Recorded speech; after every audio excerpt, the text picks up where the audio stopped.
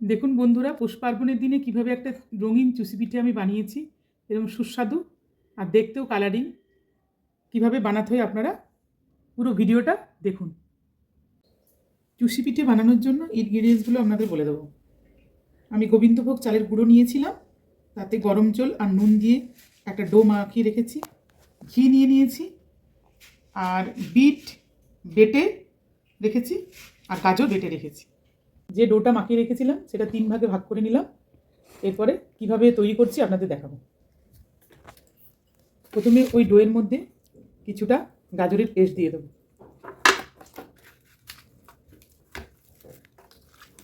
তারপর এটাকে মেখে নেব। গাজর দিয়ে যে ডোটা দিয়েছিলাম সেটা মাখা রেডি হয়ে গেছে।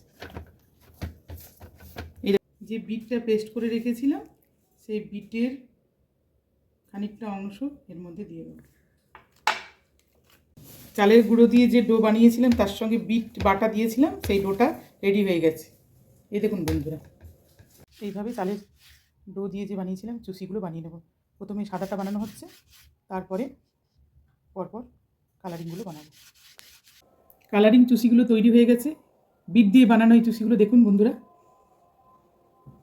এইটা চালের ডো দিয়ে বানানোটা, কালারিং দিইনি এটাই, আর এটা গাজরের কালার দিয়ে বানানো। এগুলো শুকিয়ে কিন্তু অনেক দিন পর্যন্ত স্টোর করে রাখতে পারেন, আর তারপর যেদিন ইচ্ছে হবে ঘিয়ে ভেজে আপনারা দুধ চুষি পিঠে করতে পারবেন।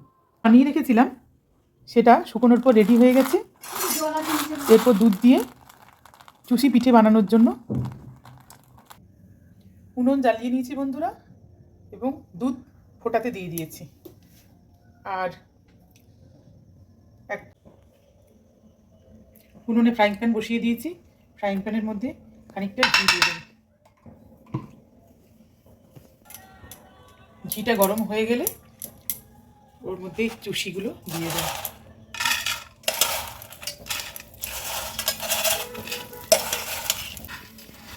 এবার চুষিগুলো ঘিয়ের মধ্যে ভাজতে থাকবো। দেখুন বন্ধুরা, ভাজতে ভাজতে এই যে কালারটা কি সুন্দর ফুটে উঠেছে। এই দেখুন কালারটা, বুঝতে পারছেন? সাদা গাজরের কালার আর বিটের কালারটা ফুটে উঠেছে। আম্বল দিস্তা দিয়ে এলাচটা তেতো করে নিয়েছি। এরপর দুধের মধ্যে ঢেলে দেবো।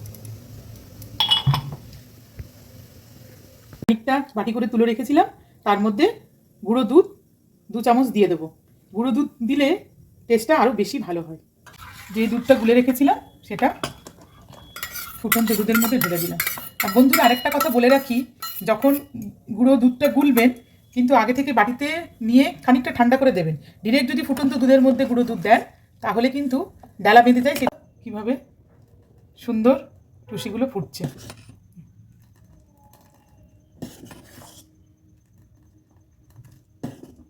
শেষের পথে চলে এসেছে চুষি পিঠে আমাদের। গ্যাসটা বন্ধ করে দেবো এবং খানিকটা নেড়ে নিলাম। এরপরে পাটালি গুড় দিয়ে দেবো।